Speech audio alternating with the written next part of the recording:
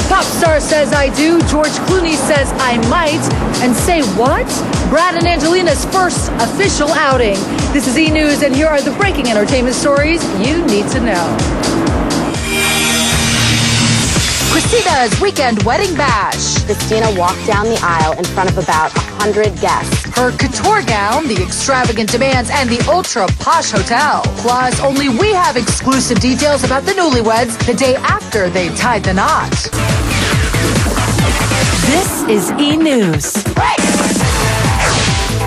Christina Aguilera ties the knot. Hey, everybody, I'm Juliana DeBandy, coming to you from New York City here at the Nederlander Theater, home of the Broadway musical Rent. In less than 48 hours, Rent hits the big screen, the moment we've all been waiting for. That happens Wednesday. But today, the big talk of the town is Christina Aguilera's wedding. Oh, yeah, it was a 5-day extravaganza. And Samantha Harris, she was on Weekend Wedding Watch to bring us this Christina exclusive. I'm Samantha Harris in Napa Valley, California, with the insider details all about Christina Aguilera's wedding. It was a fairy tale wedding come true. Pop princess Christina Aguilera married her longtime sweetheart Jordan Bratman in a very private, very elegant ceremony at Napa Valley's Stagland Family Vineyard. Wearing a Christian Lacroix gown, Christina marched down the aisle to a gospel choir in front of over 100 guests, including actress Sharon Stone. Happy nuptials. She's doing it right up in wine country, so they're just going to get blasted right after the wedding. Congratulations, Christina. You're a genie in a bottle. You did it. Good. I think they make a great couple. According to Us Weekly, Christina's wedding was such an extravagant affair that it took days to celebrate. We've got the great scoop because we're with Us Weekly's Jennifer Garcia, who has all the details. So I want to know, let's not waste any time, how did the festivities begin? The festivities actually began Wednesday when Christina and Jordan's white Rolls-Royce Phantom was transferred via flatbed from LA to Napa just so they could have it for the wedding. That night, the happy couple hopped on a private jet to Napa, where they spent a quiet evening at the ultra-exclusive restaurant French Laundry. The restaurant made special arrangements to stay open past closing time so the two could enjoy an ultra-romantic candlelit dinner. Then it was off to the posh Auberge du Soleil resort. They stayed in a private cottage, a $3,500 a night cottage, where they had 2 fireplaces, a walk-in shower for 2, a sunken jacuzzi, just everything that would make the weekend romantic for the two of them. On Thursday, they dined for nearly 4 hours at a private estate overlooking the Schaefer Vineyards. And then Friday, it was the sushi-style rehearsal dinner. It was actually catered by LA's Hamasaku restaurant. It's one of Christina and Jordan's favorite places. Christina actually has a roll named after her, which was obviously part of the meal. Finally, it was time for the big day.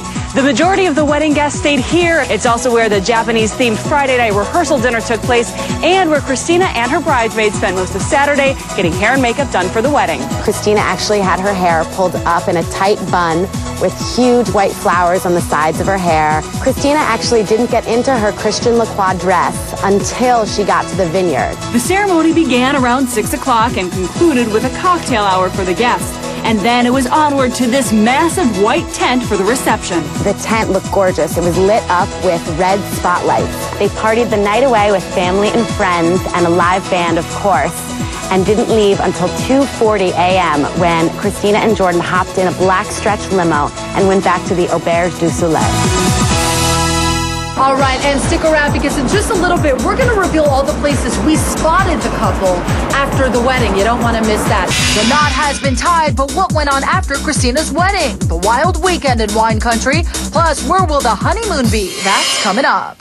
And still ahead, the morning after. We know Christina had quite a Saturday night, but what did Sunday bring for the blushing bride? It's Christina's Cheeseburgers in Paradise when we return.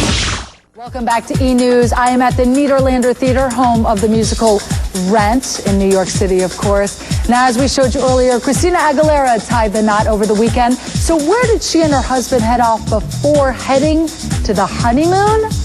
Let's ask Samantha Harris, because you know what? Something tells me she's got answers. Christina and her new hubby may have stayed up late celebrating Saturday night, but the 5-day wedding extravaganza wasn't over yet. Nope. Sunday, the newlyweds woke up to go shopping. First stop, Pennyweight, a stationery store in St. Helena. There, Christina bought about 5 packs of stationery. One can assume they were thank you notes for all her guests. And while out and about, not even the couple's dog was left out. They bought treats for their pup at St. Helena's Fido. Get it?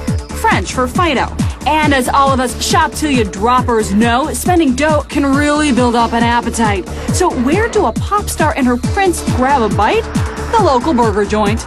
They had cheeseburgers, french fries, and chocolate shakes. They were making out. They really seemed happy. Pretty tasty. Now, you'd think Christina and Jordy wouldn't need to be shopping much the day after their wedding, but this couple actually did not have any gifts to open for a very good reason. For my wedding, we're making everyone, instead of, accepting wedding gifts, we're also going to, donate to Hurricane Katrina as well and have all the proceeds go there. But what we really want to know is, where are the newlyweds headed for their honeymoon? Christina and Jordan's honeymoon is a well-kept secret. Well, then, I guess what this girl wants is to keep it that way.